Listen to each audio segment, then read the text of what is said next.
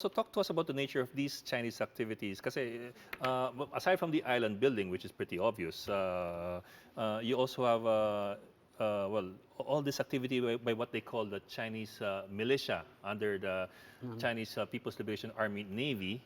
Exactly what is this militia? Are they civilians in character, or are they really military in character? And paano tayo I mean, how should we interact with them? It falls under what we call gray zone area, meaning it's purely civilian, but also achieving military objectives of China. The maritime militia of China belongs to what they call the People's Armed Force Maritime Militia of China. And this maritime militia is directed and controlled by the China Military Commission. Although the Coast Guard is... But that happened only a few months ago. They Very used to be recent. under the fisheries. They Yeah. used to be under the fisheries and environment, Yeah.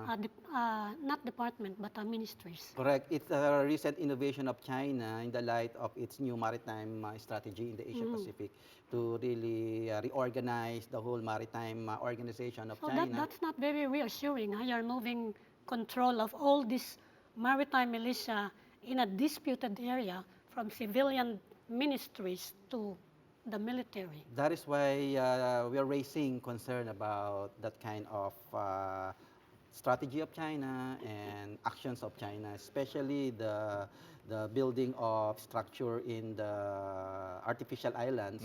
Those structures in artificial islands, the infrastructure there and the technologies and the facilities there, they have what we call dual use technology.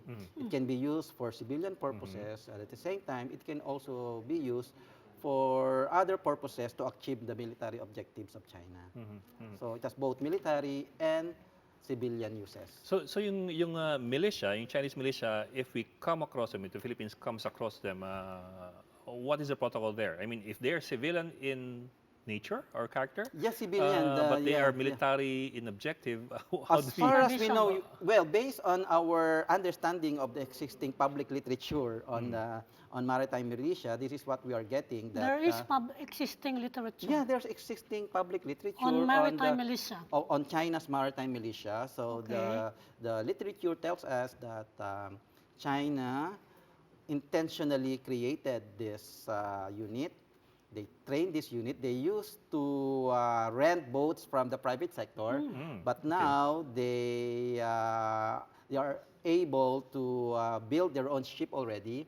And as far as we know, they have already built around 84 Wow. ships to be used for maritime militia activities. With marking na militia. Militia siya, not it's a military. civilian. Yeah, it's not. Okay. But they are trained by the military, trained to defend themselves, and So they're trained armed. to protect the interests of China in those maritime domains. So You mean in they're armed? cases of these kinds of encounters, misencounters, or whatever you call them, anong proper response ng other government?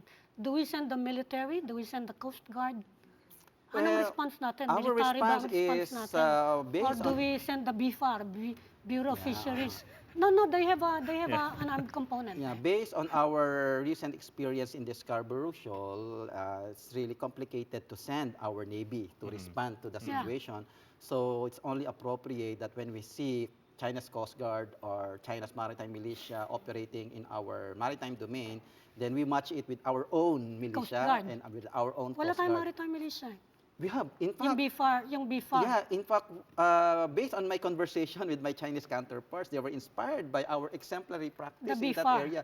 Our Bantay Dagat is a maritime militia. Okay. Our Bantay Dagat, we did it first as early as the 1970s, but I told my friends in China, well, we organized those maritime militia to protect the maritime environment, but not to assert territorial claims. The Chinese told you they were inspired by Yes. our militia. Yes, they were. The Bantay Dagat. Bantay Dagat, they were studying our Bantay Dagat, the way we Okay. organized it. Even the way they constructed the artificial islands, they said, we were inspired by what the Philippines did before. We were the first country that established a runway in the South China Sea, in Pag-asa Island, that it can be done. Di naman yung artificial island, that's an Yeah, island. yeah, that's why. That's also our argument that we built those runway. Oh.